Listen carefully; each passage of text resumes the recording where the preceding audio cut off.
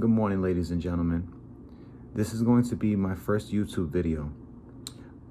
The reason I made my channel is to make a channel that focuses on crypto, but not specifically news events or technical trading. The reason why I started this page is so that me and people in my community, my local community, or the internet community that I established, I want to create a place that people feel comfortable asking questions that they're not sure of. Take, for instance, I've been into crypto about 3 years now, unsuccessfully. By unsuccessful, I mean not profitable. For me, the main reason of getting into crypto is to be profitable.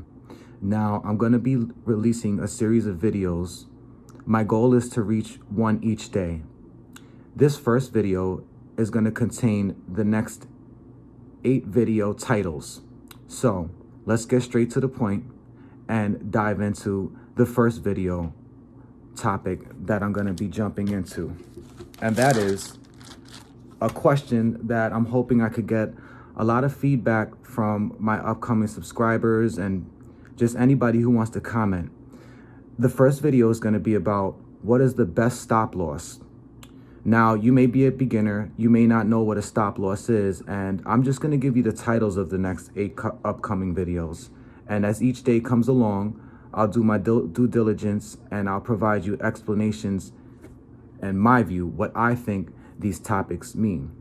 So starting off with number 1, the best stop loss. I've had some experience, most of it losing money, but I will tell you that I've also had experience in winning trades. It's just overall, it's a negative, meaning I'm losing money. So I figured instead of watching these same old videos over and over again with the same people, I'm going to be somebody new and fresh on the scene, and you're going to be able to watch me either lose money or make it, but I want to document the journey for everyone else, so that way you guys don't feel sometimes hopeless or feel like frustrated and giving up, because for me, there is no giving up. This is a passion. Now, with the best stop loss, I'm trading a pair. Now, I may say some terms that you may not understand, and later on, I'll break down those terms. But right now, I just want to focus on what is the best stop loss. So we have our take profit, and we have our stop loss. Let's take a crypto pair. Again, I'm going to describe some of these terms later because there's a lot of lingo, but just think of it like slang. So we have a crypto pair. Let's say we got Arbitrum/USDT, which is a crypto pair. Similar to the concept of Forex when you think of pairs. So we have Arbitrum USDT. And let's say the price is 1.7, right? Now, if you look at a technical indicator chart, you're going to have a bunch of different lines on the charts, and you're going to have something called candlesticks. Let's focus on the candlestick. Now, we got the price at 1.7. Let's say the price balloons up to 2.3.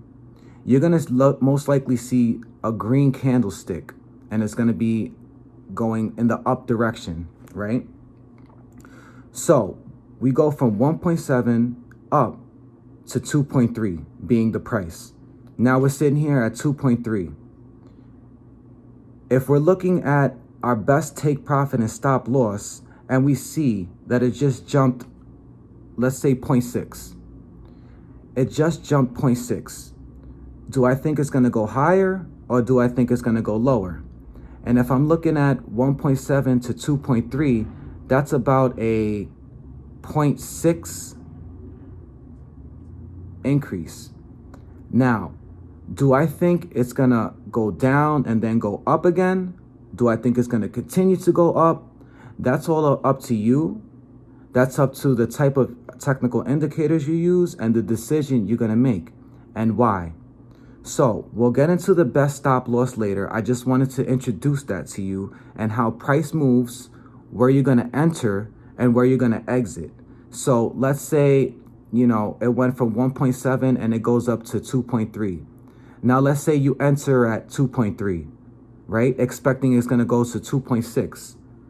If you left your stop take profit at 2.6, then you're going to make a profit of about 0.3. Now, let's say it went from 2.3 back down to 1.7. Now you just lost 0.6. So you may want to put your stop loss at 0.6. Let's get into the second. What are your rules? So this is something that confused me a lot in my research and reading different articles and watching different videos. Honestly, I really don't get a solid, concrete definition of what rules are or what a trading system is. I'm leaning towards a trading system and trading rules being different things. But if you look at different places, it seems like people use those terms interchangeably. So I'm going to focus on rules, and we're just going to say trading rules for now. And I'm going to give you an example. Now, this is topic number 2. Topic number 1 was the best stop loss. Topic number 2 is going to be, what are your rules? I'm going to give you 2 quick ones so that way we don't make this video last forever. 2 of my rules that I come up with are only do sells. So you could enter a pair, right? You can place a buy order or a sell order. One of my rule is only use sell orders. And the reason why I made that as one of my rules is because if you only use sell orders, in my mind, theoretically, you take away 50%. Theoretically, you take away 50% of market exposure. A lot of times in my experience, I have a problem with sticking to the rules and also developing rules in a coherent structure that makes sense. I just arbitrarily made the only enter sell rules. I only did that arbitrarily, meaning that there wasn't really anything that led me to making a rule called only place sell orders. But my logic behind it is finding a solution for overtrading. Overtrading will destroy your account. It's destroyed mine several times. I do Uber for a living, so it's my own hard-earned money. So if I lose 100 or 200 bucks, it really hurts. So keep in mind, and now this is easier said than done, don't overtrade and stick to your rules. Whatever they are, forget about my rules, forget about anybody else's rules. Make a set of rules that are for you, and that most importantly, it doesn't matter what the rules are, it matters that you stick to them. Now, topic number 3, and this is going to be the third video, is going to be pair behavior, or how the pairs behave. Let's go into Forex for a second, which is not what this page is going to be about, but I may reference it from time to time because there's a lot of material on Forex that you can look, that you can transfer over to the crypto universe, and it's going to be very helpful for you. Now, pair behavior, let's say most people, if you're here by now, you're most likely been exposed to markets and understand kind of what Forex is and what a pair is. So let's take let's go back to USDT Arbitrum, which is a cryptocurrency pair. You could stick to that one pair, which is what I do. I tend to stick to one pair, but there's so many other pairs. You could take, there's a new one out that just came out. It's called CTSI/USDT. Now, those are 2 different pairs. One may go up, one may go down. They may both behave the same way. They may both go up.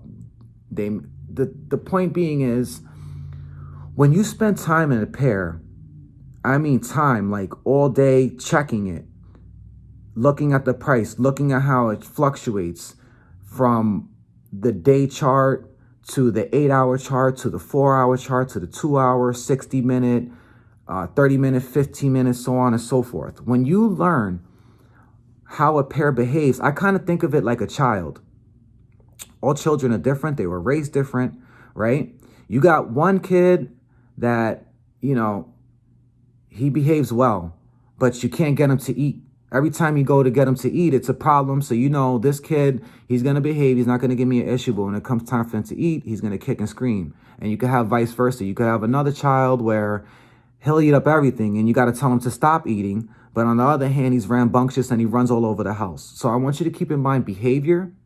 And when I say pairs, think of pairs like different entities. They behave different. These two kids, let's say, go back to the example of kids.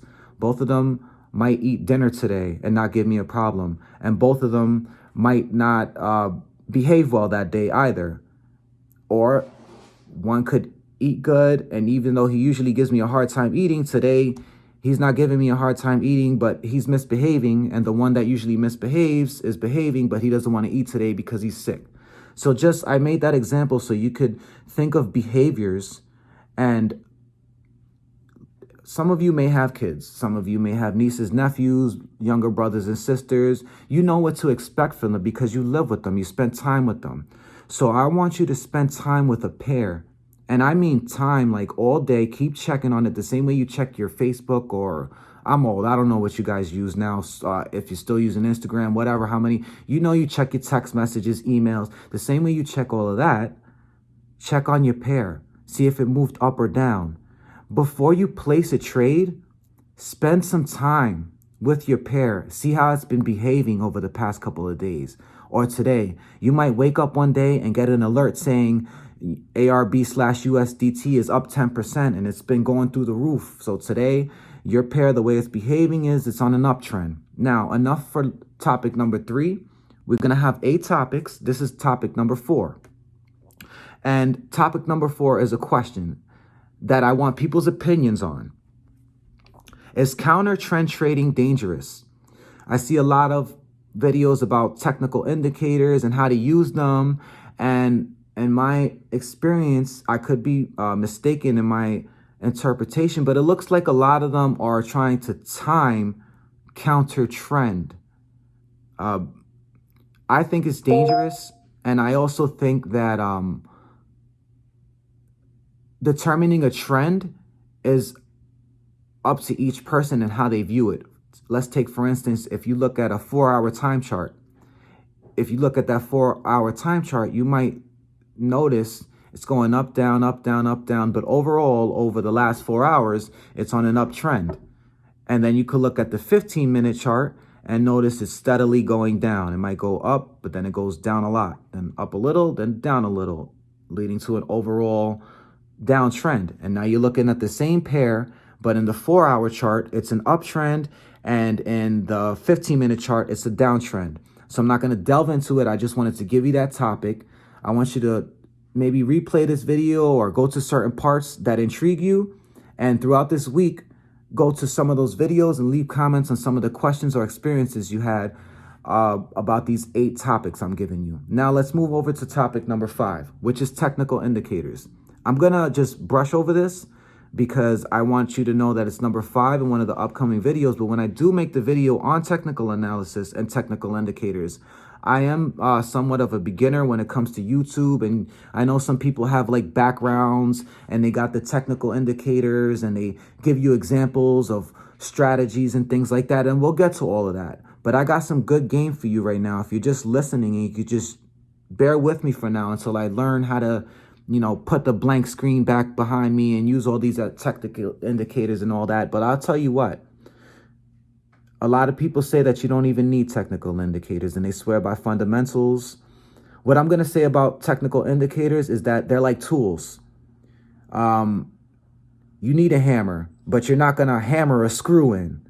You're going to use a screwdriver and vice versa. You're not going to use a screwdriver for a hammer. Now, that's a bit of a basic explanation, and I will get into topic number 5 when I make that video and make it more lengthy, and my experiences with technical indicators and my interpretation of them.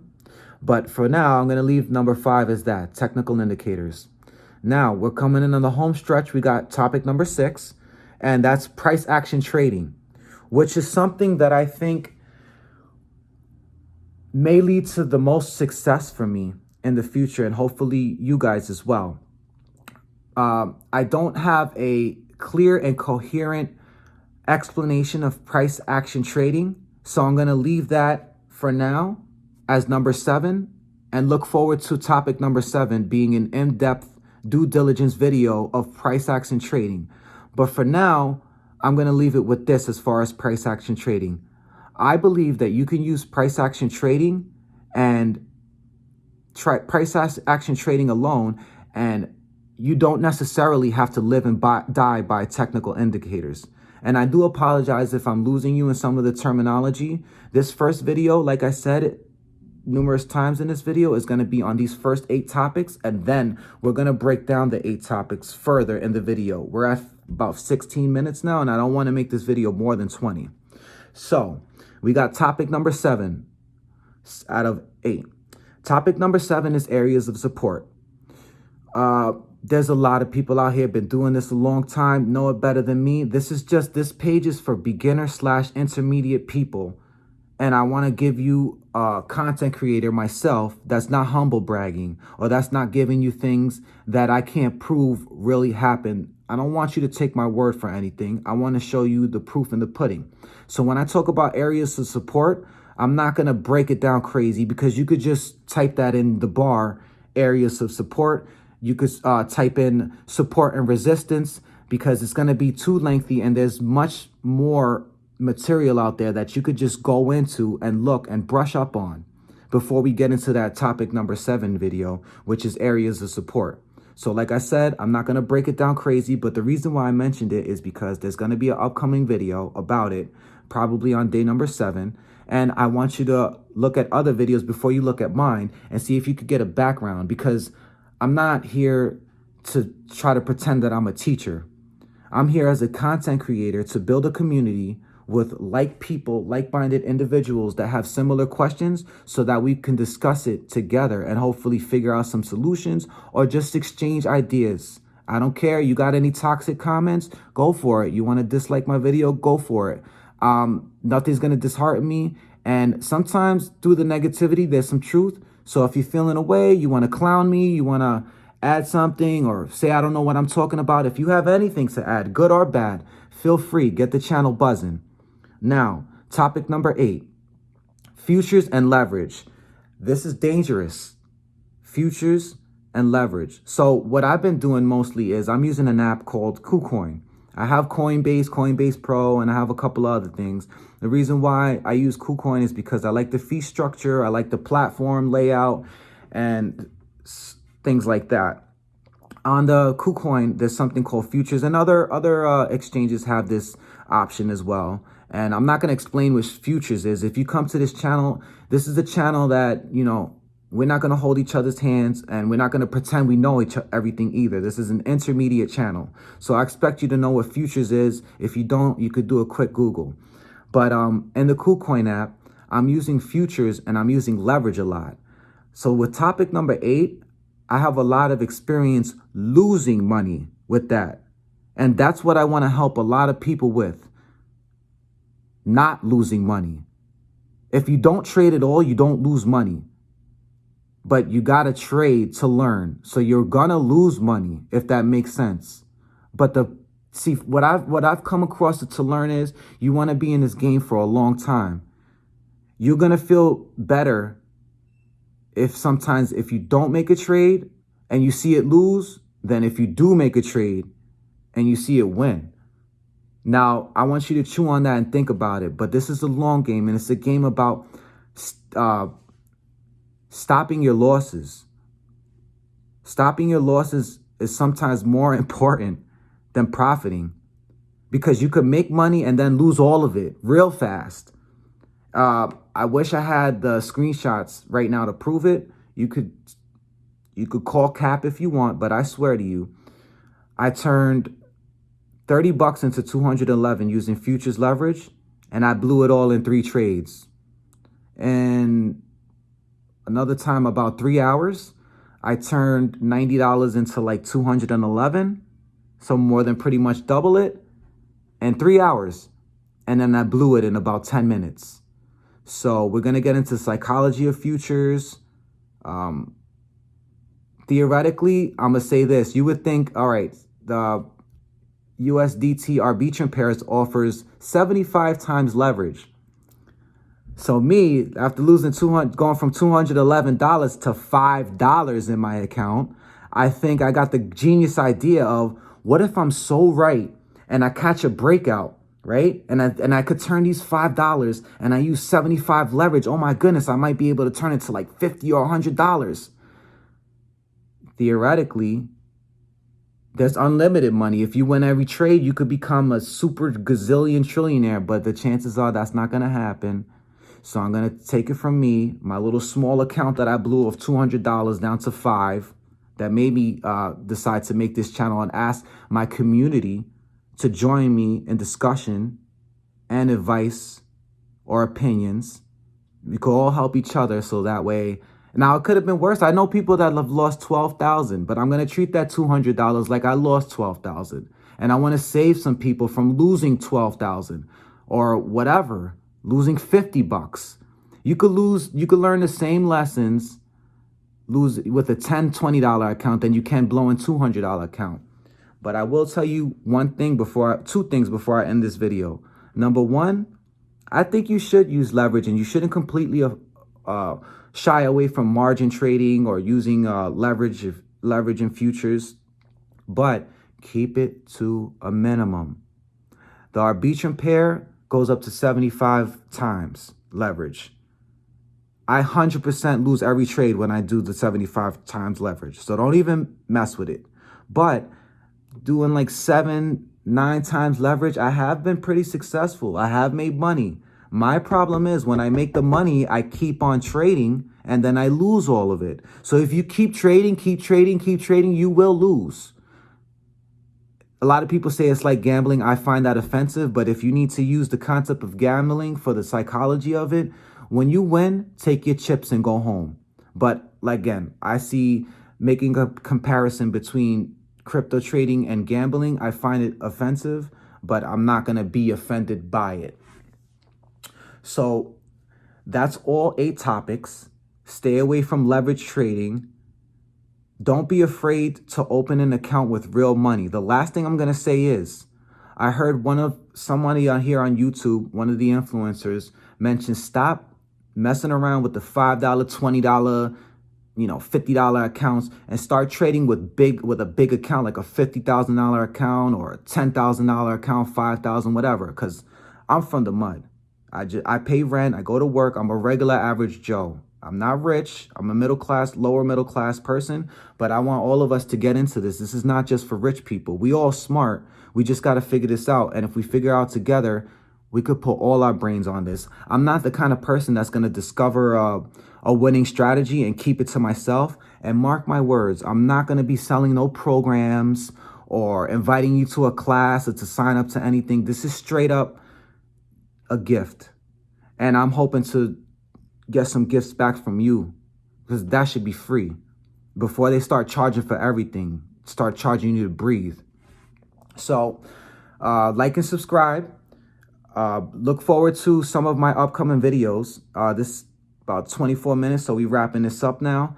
And listen, don't give up. Don't say, oh, I'll get back into it when I get some money, when I get $100 or $200. Take that $100, be serious with it. Don't expect to lose it. If you take that $100, this is what my homework, and you don't have to do this because I don't want you losing money if you don't know what you're doing yet. But if you feel like you lost money and you kind of know what you're doing, you just keep losing, but you've seen yourself make money. This is my challenge to you, and this is a challenge that I'm going to do it, and I'll show it to you. Take $100. Leave it in your account for a couple days. Don't even mess with it. Leave it in your crypto account. Watch the pair. Get into a pair. Watch it like a bad kid. Watch it go up. Watch it go down. And if you feel in your heart of hearts that, yo, I know this thing I've been watching this, don't go away from it. It's screen staring. Day trading, you're going to be staring at that screen. So if you got work, you got kids, you got a girlfriend, take out an hour for yourself. A straight hour, and don't turn that screen off. Don't go on Instagram. Don't play no video games on your phone. Don't look at your bills. Stare at that